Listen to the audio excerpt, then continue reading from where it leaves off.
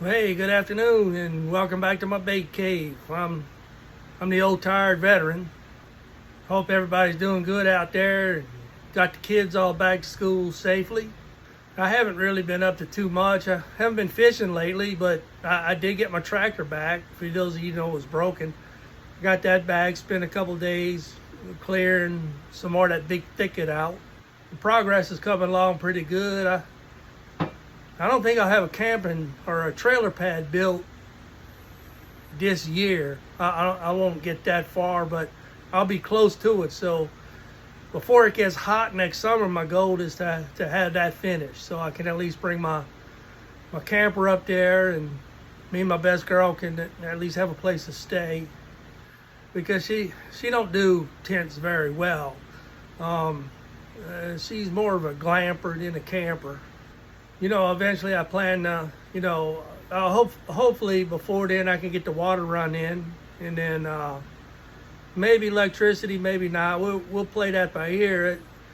Our camper self-contained, has a really good, super quiet generator. So at least nighttime now, we could run the generator all night and have air-conditioned TV just like home, and then we're outside most of the day. Like all during the day, daylight hours, we're usually outside. I think having electricity run is going to be our biggest cost, because it's just a empty piece of land. Well, it's not empty. I mean, like I said, it's part of the big thicket. It's just super overrun thick, but it's never had electricity on it before. So I don't know what it's going to be involved with. I don't know how much the power company charges to bring in poles and stuff like that. So kind of saving our pennies for that. I'll get a propane buffalo put out there, probably cheaper than my electricity, and when we're there, we'll just stay on generator. Our generator runs everything, so it's like we when we go dry camping and stuff like that, whatever, we have to, if we're going to use the refrigerator, we have to run it more often than not. But we bring this nice chest, and not, like I said, at nighttime is good. And it's I don't know if you're familiar with the difference between a inverter and I don't know what the other one's called. It's an inverter. So I mean, it's so quiet, I could have it running over here in the corner and still be talking to you guys. So anyway, that's kind of what's been going on in our life. It's a little tidbit of things we've been doing, and thought it was time to share another recipe with you guys. You ever wake up and know you're going to have one of those days where you want to make some bait, some lures, you want to share a recipe, you just got too many colors, you just don't know which one to choose. So I kind of had to just flip through my book and stop on one, and it happens to be a color that I want, and it's an easy color. It's a one injector color, so it's super easy, and it's a rarely seen color. And I think I shared with you guys before that I have a lot of luck with rarely seen colors. I don't know if it's just a good fishing day. It might just be a good fishing day that I'm equating with a rarely seen color, but I seem to catch a lot of fish on days when I choose a color that's just not something way out there in the public. I don't know if that's a scientific fact. That's just an observation that I have had. But anyway, the color today that I want to use is called watermelon candy. And now I think there's a bunch of different watermelon candies, but this is the one I like. And let me see if I can get that in there for you. This 20 drops of watermelon. Like, again, I always say that's how I used to do it, but I think today I'm gonna cut down to 15, because I'm changing, I'm learning. And then I'm gonna keep the flakes the same. They're all gonna be 040, 050, somewhere in there. And then I need black, emerald green, and purple. Now I don't have a purple flake, but I do have this fuchsia that I had bought a while back. I remember telling you guys that I had bought this flake, and I Googled it. I actually went on the internet and I asked if fuchsia was purple, and it it is and it isn't. The answer I got was it falls somewhere between purple and pink. So, since it's that close, I'm going to have to use it because I do not have a purple flake. I thought I did. I can't for the life of me figure out what I did with it. I was positive I had a purple flake. But anyway, I'm going to go with this. And, you know, I'm already changing the recipe because I'm going to cut down on the amount of watermelon. It's just I'm going to use this watermelon Lure Works 101. Very, very easy going watermelon. I would say this is not anything special. It's just the perfect watermelon. And I'm changing it to Fuchsia. So I'm always open to change. Who knows what this is going to look like? This will probably fall into the realm of something never seen before. And if it works, it works.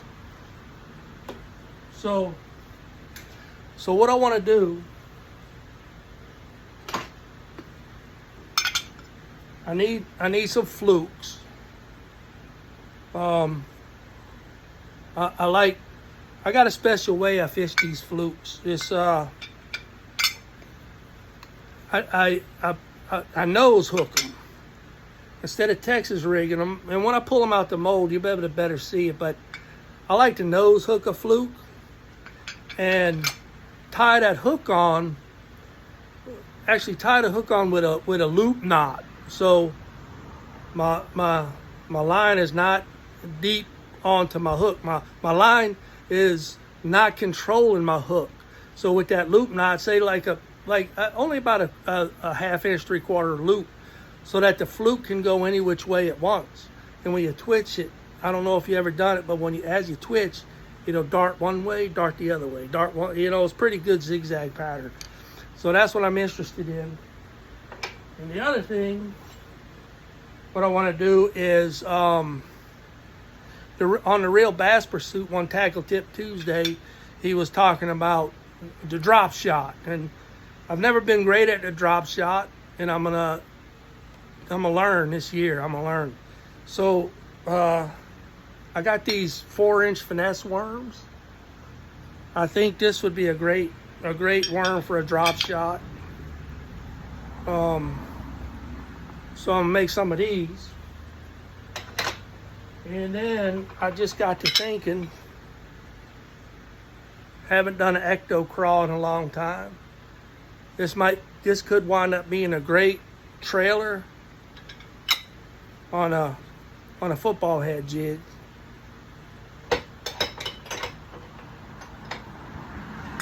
And then last but not least, I'm gonna do a toad. I'm not gonna do a whole bunch of them. I'm gonna probably just make about 4 of these, put them in a bag, and give them a shot. You know, just see if I can find some dead grass or some lily pads that are starting to die, and let this baby like a punch bug. You know. So anyway, that's the plan, and I hope you guys like everything okay. And I'm gonna go ahead and heat up some plastic, bring you guys around to the workbench, and I'll start putting this color together and see if we can get some molds injected. I'll be right back. All right, here we are, right out the vacuum chamber. I think I got all the air out of it. Use the watermelon 101. Start off with 15 drops. Is that right? Yep. Used to be 20, now it's 15.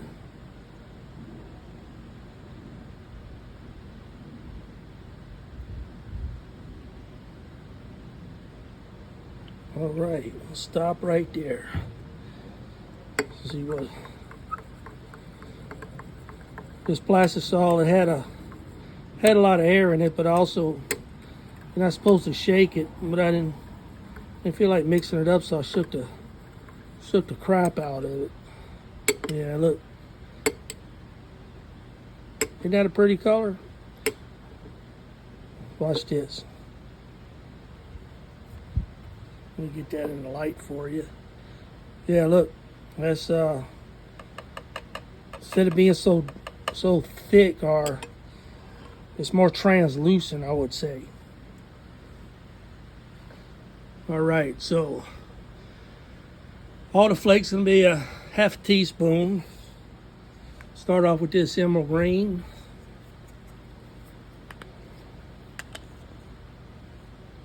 Y'all know I heap them the best I can. Some flakes don't heap up as good as others. Need black, and this is all the flake in this color is 040 or nearabouts. It could be 050 if that's all you can find. And here's the big change, because I'm out of purple. For some reason I didn't get no more, but I got this.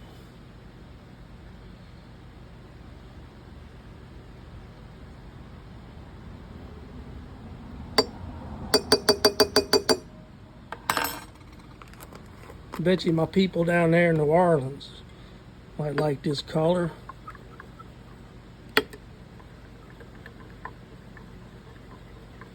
Well, that's a lot of busy flake, ain't it?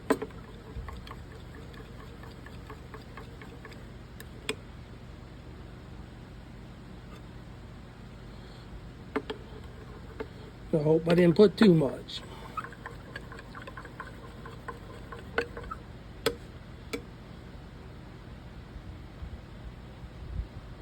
It's going to be a very flaky, very flaky color.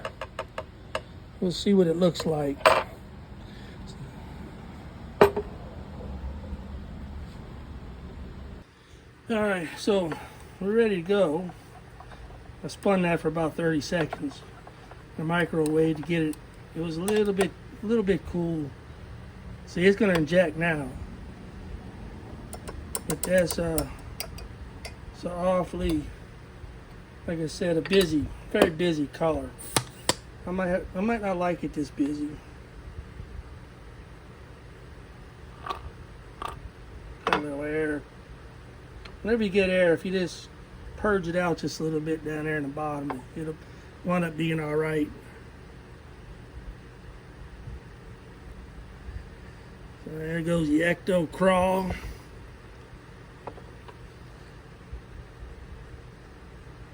Atomic Toad. Hope I have enough of the Action Worm.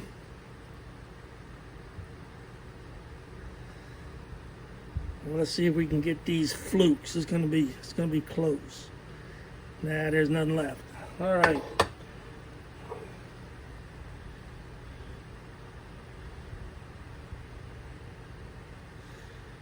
The toads took up the most, so I'll get them flukes in another round. I think round 2 I'm gonna cut the flake down and see what it looks like.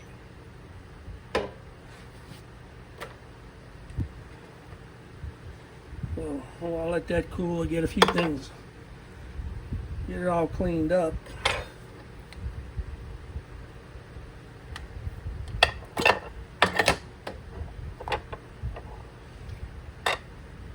And right now I'm still using up some older plastic from when those few months I wasn't in here working, and it's got a lot of air in it, so I'm not getting a full cup of plastic every time. I probably would have had enough, or maybe not.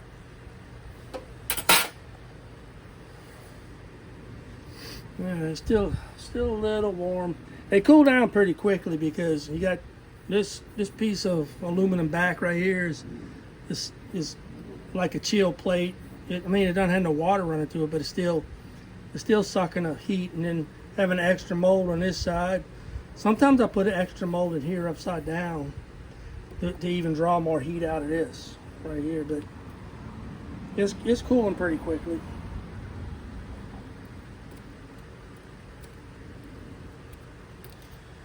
Get that cleaned up.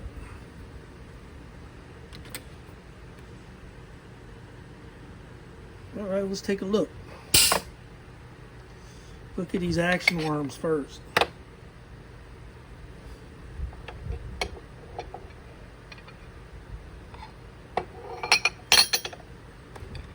right, let's get this in the camera, right? So that's the bottoms of the worms. Or that, you know, that may actually be the top on the action worm. So, what y'all think? Too much flake? Not enough? I'm gonna have to do one more run like this because probably like have about 10 of these in the bag. But take that out in the sunshine. I bet you it looks a lot better than that. That's pretty good. I guess it's not too busy. I mean, I don't know what kind of torn, right? We'll see. I think I'll leave it like this. Right. Here's what had that backwards. Here's what took up my plastic is this atomic toad, and it's still warm. This thing's kind of a big bait.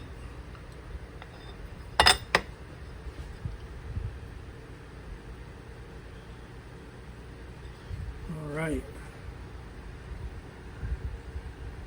The atomic toad. I got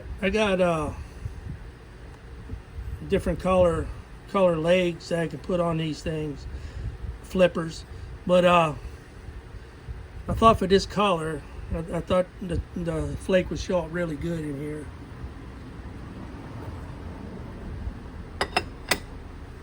See, the underside has a hook slot. These things take a pretty good hook, and then they don't have an upper hook slot, but you can rest your hook right on top of this little notch, and it stays. You can just barely skin it in there, and it's very, very weedless. Like I said, a very good punch bug, punch toad. And then the other thing, you can use a double hook in here, but if you use a double hook, they're going to be way out here. They're going to come out on each side, and that's not going to be weedless because those things are going to stick up pretty high. All depends on where you fish them. What I plan to do with them is I'm gonna fish these in some pretty heavy cover, so I need them weedless. All right, ecto crawl.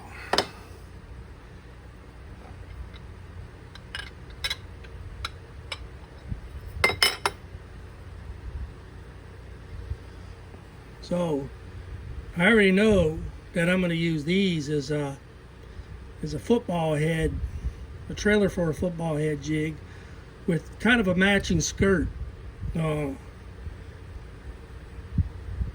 Skirt might be a little bit off, but I think this is exactly what I was looking for. If you notice, like the tentacles or the feelers, they didn't fill in right here. All these little ones, that's because I let my plastic get a little too cold, I think. You know, the bottom filled in great, but I guess it was a little chilled down, but that's still gonna work. I still use these things. I only want about 4 of them.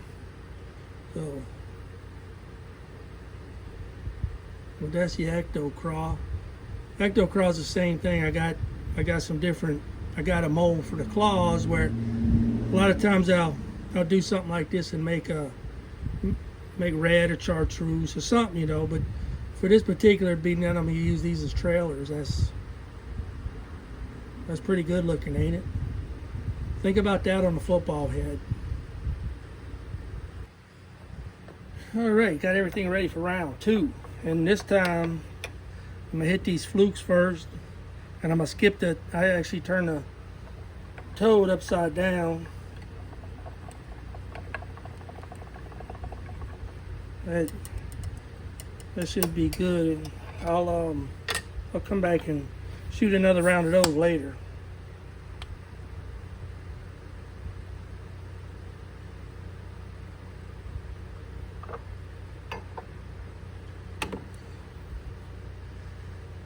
get these flukes first.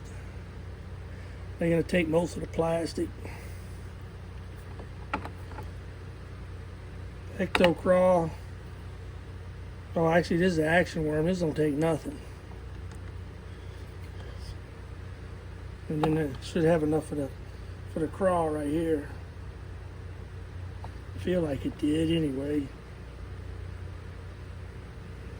It was cutting it kind of close, but I think we got it. All right. Let these things cool off again. Keep these topped off. Can't stress that enough. Especially on these AI molds. The sprue top is not very big, so you got to really keep it topped off. You know, like on the Epic molds, they it's much bigger, you know, and it's not quite as critical, even though it drinks just as much plastic. It's got more room. Well, what I'm gonna do for round 3, when I need some more toads, and I'm gonna need, really all I'm gonna need is toads, another round of craws, and one more set of flukes. What I'm gonna do is I'm gonna melt down all this. Like I think I said before, I don't feel like it's a little different than remelts, because I mean, I'm still using it. You know, I haven't let it sit here very long to where it could absorb more moisture. Oh yeah, and I'm also gonna have the runners off everything. And see, it melts down better if you cut it up. And this plastic's still pretty good and hot, so it'll be a good batch. All I gotta do is make sure I don't let it burn, and I don't get so hot that I mess up the glitter. That's why I kind of went. All my glitter is just about now. All of it now is hex. I don't know if you can see that on there, because the square cut glitter folds in on itself faster than the hex cut. Anyway, that's the way I find it. Anyway, while I was doing that, let me let these cool a little bit more, and I'll bring you right back. All right, here we go. Let's take a look at the flukes. I haven't seen these yet.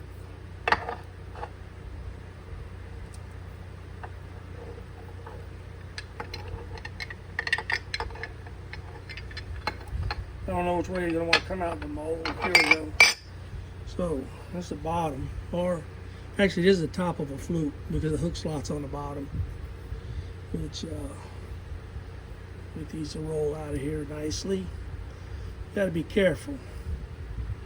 Because when they, oh, see, I broke some off. That's all right, because taking them all off to lay out. Baits like these, I'll lay out on a tray, so. That's a good looking fluke, ain't it?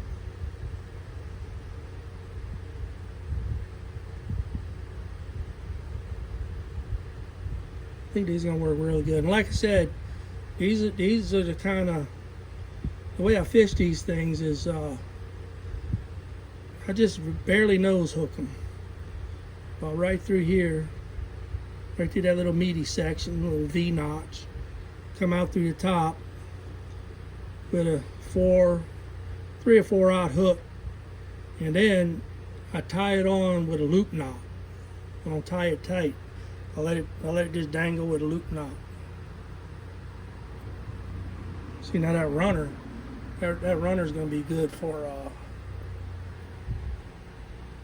remelt. Here's round 2 on the action worm.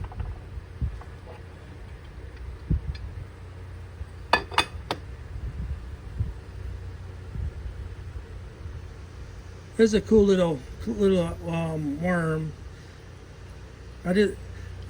I have a feeling this is a great, it's going to be great for drop shot. It was originally why I got it. I got it to use as a drop shot worm.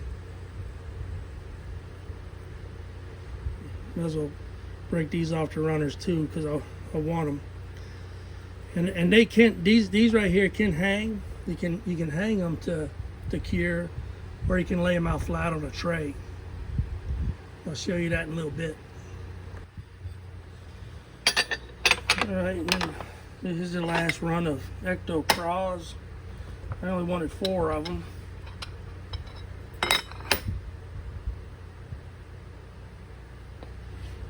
There you go. I usually sell these in a bag of 4, I think, for $2.50.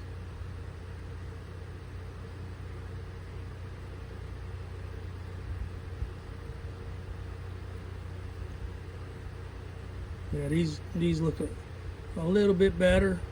At least all the appendages, all these little feelers, filled in nicely. I had that plastic just a little bit hotter this round.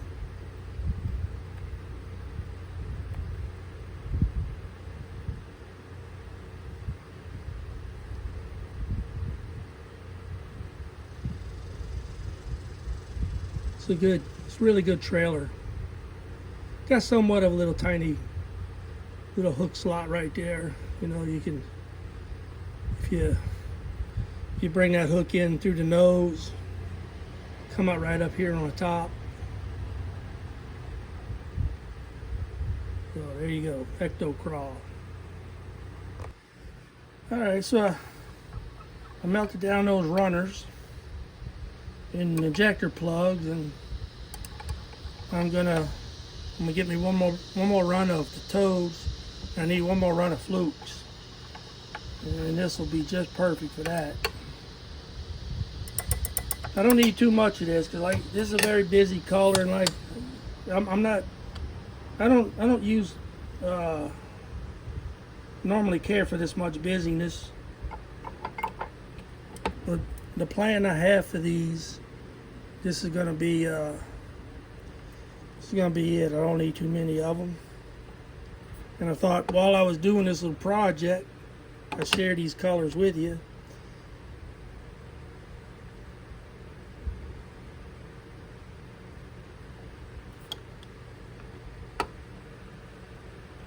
My goal is to hopefully one day, if I have the patience to make enough videos, I'm gonna look. I got these colors right here. Let me get this on here for you. There we go. If you can see them all.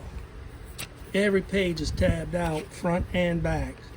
And I'd like to one day go over my whole book of colors with you. Look, I made the changes already. 15 or fuchsia. So that way I'll remember that in a year from now if I make this color again. But all these colors, hope I can make a video enough. I would like to share my whole book with you, but in the meantime, I've already started a new book, and then I have all this whole tablet's full. This thing's is full right here that I have to transfer to my new book. So it's gonna be like kind of ever ending. But like this one right here, I think I might have shared this one with you already. I have to go look back through the videos. But some of these are probably, as I was working with them, I got a video of them. But for a long time, I had a bad habit of trying new colors without making any kind of video content, and I realized that was probably a mistake. It'd probably be good to bring you guys in on all my experimenting, because you might like the color. And my goal is, what I'd really love to do is get everybody out there that's even the slightest bit interested and making their own lures, to get busy making their own lures.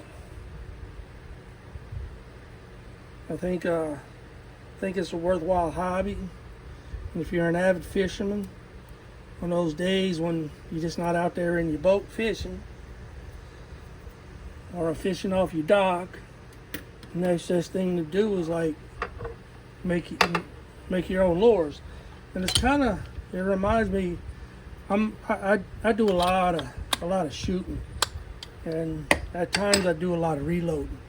I haven't done that in a while because I've been kind of busy. But when I get to the range a lot, I find it worthwhile to reload my own ammo. So this bait making is kind of same principle as reloading for the, reloading for the shooter is what bait making is all about. The same principle, it's almost like reloading for the bass fishermen. All right, this should finish it up right here. Let's see.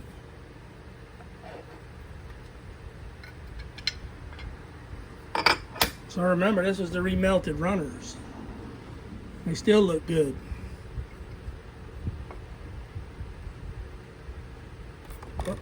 Same thing. See this? It's barely hanging on there, right? So they're easy to tear that runner off. As long as you don't break the bait in half.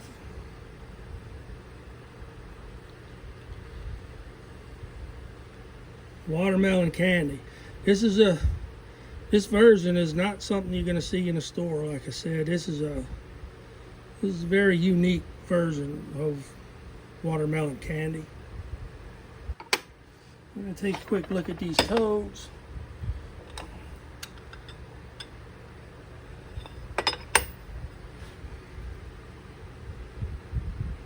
See that second round of plastic does it looks just as good.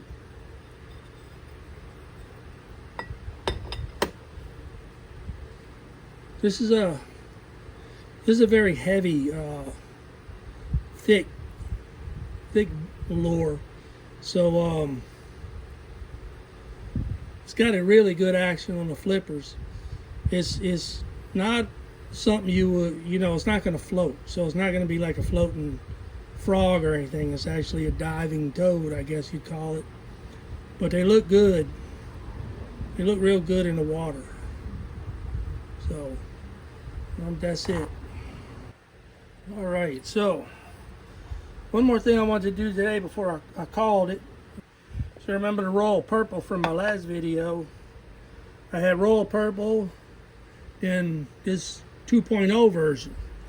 Well, I got a suggestion to use both flakes. So I took the leftovers, and that's what's in the bottom. That's Royal Purple. That's Royal Purple 2.0. And mix them together. And I'm gonna run some, what I got in there? So I'm gonna run a set of stingers and a set of rockets. See how they come out. And that'll be the combination of Royal Purple and Royal Purple 2.0.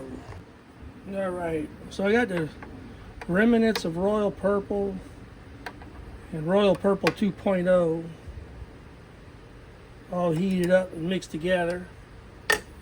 See what it looks like.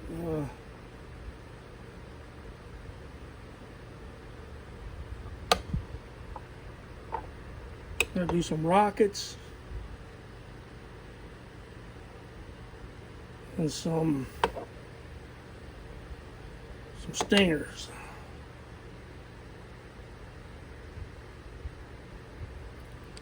It's a good way to use up the runners and everything, and the injector plugs.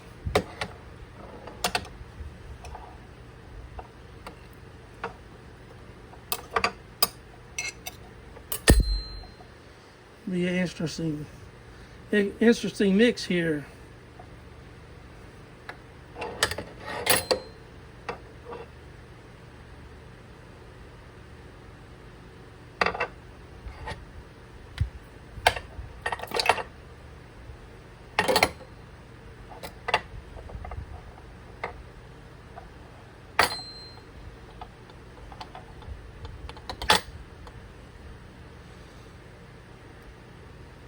I got enough for a couple more.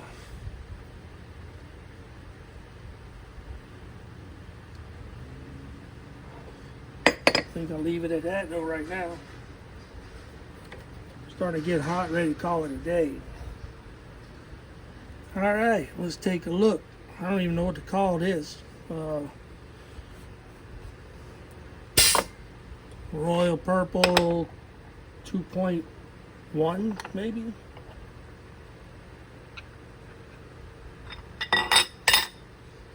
Alright, stingers look good already.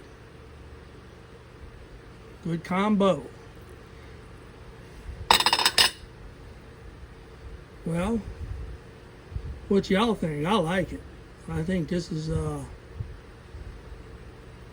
this might be what I'm going to settle up on. Royal Purple 2.1.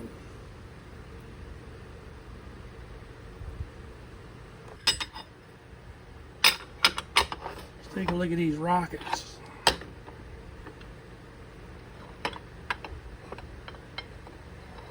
Coming out on both sides.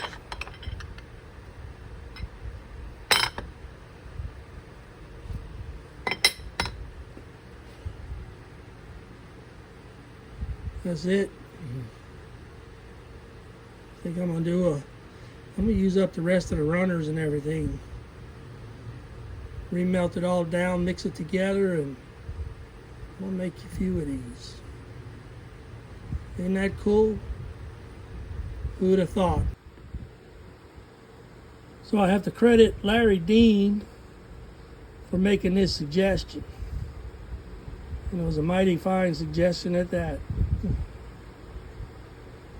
These flakes go good together. I really like it. All right, well that's it for today. I got a nice little tray going. See, like all the baits don't have to hang. Stuff like this, you know, these hang well. These hang well, but they also lay out nice on these little curing trays. But of course, the frogs, the toads, I never hang these because these flippers get all jacked out of shape.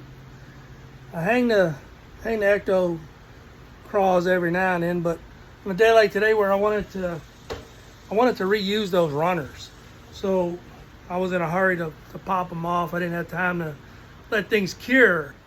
So there's actually quite a few baits that don't have to hang.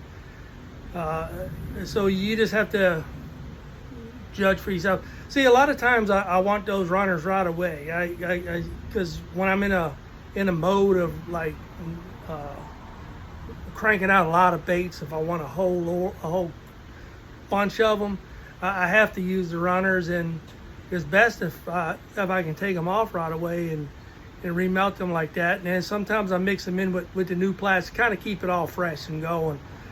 What happens if you melt them, try too many times, you wind up, well, first off, you could scorch your plastic and it'll stink. And the second thing is that you'll eventually curl the flake in there once that happens. And then some things are more susceptible to curling or just not being reheated. There's quite a few items I use that can't really reheat, like string flake. You know what I'm talking about? Like this stuff right here. See that? I don't know if you can see that real good. This stuff don't like to be reheated at all. Sparkle flake, it doesn't like to be reheated at all either. So it's a kind of a one and done deal. And then, believe it or not, I find a lot of red flake doesn't really do well reheating it. It kind of just loses its red and it turns silver. So hologram does the same thing. If you reheat hologram too many times, it's kaput. You know, it might as well just throw it away. As you get into it, that's the kind of stuff you got to be aware of, and just judge for yourself. And you know, maybe there's different brands out there that are more heat resistant than others. Everything I buy says it's heat resistant, but you know how that goes, right? I wanted to show you one more time, just let you see the recipe and the changes that I made. Brought it down to 15, and then this fuchsia, you could substitute the purple for that. And this is I know there's there must be 20 versions of watermelon candy. This is just the one I've been the most impressed with. And maybe some of you out there might not even consider that watermelon candy, and that's okay, because that's part of making your own baits, right? So I hope you guys liked this video and found it helpful, and I really do appreciate you guys tuning in. And once again, don't forget about me out there. I'm your old tired veteran. Don't forget to get out there and go fishing. You know how important I think that is. All you fishermen and fisherwomen, make it a point in your lives to prove to the kids coming up today that there are good people in this world. And just on a side note, all you folks out there that are following the 22 mini cause, the good news, a friend of mine informed me that it's now officially down to 17.5. With 17.5 veteran suicides a day is still too many. It's a big difference from 22. All you guys out there that wear my shirts, that bring attention to my cause, I just wanted to thank you for that, and I wanted to let you know that the progress is being made. Until next time, all you guys out there, stay safe. It's really hot. Drink a lot of water, stay hydrated, but most of all, have fun. I'll talk to you soon. Bye.